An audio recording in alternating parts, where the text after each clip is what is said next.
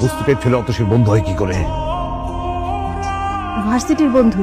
ছেলেটা নাকি খুব ভালো ম্যাথ পারে, তাই অতসী বলছিল ওর কাছে ম্যাথ পড়বে। অতসী বললেই হয়ে যাবে? আমাকে কেউ জিজ্ঞেস করার প্রয়োজন মনে করলে না?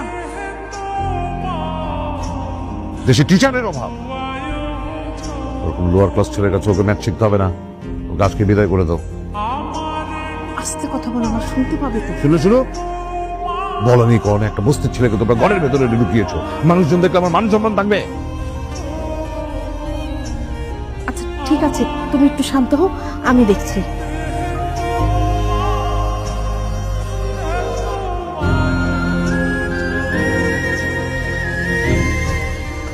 আচ্ছা চিল বাদ দাও। এরপর আমরা কিভাবে করতে পারি এটা?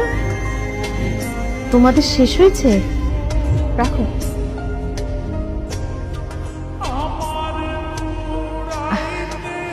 আসলে হয়েছে কি বাবা, অতসীর বাবা ওর জন্য একটা আগে থেকে টিচার ঠিক করে ফেলেছেন।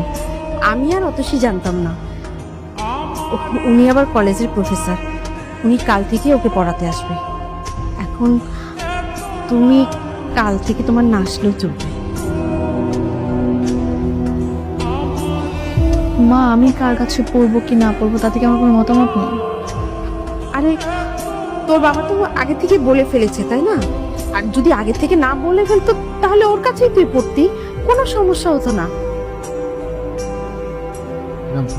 ঠিক আছে আন্টি, কোনো সমস্যা নেই, আমি কালকে থেকে আর আসবো না।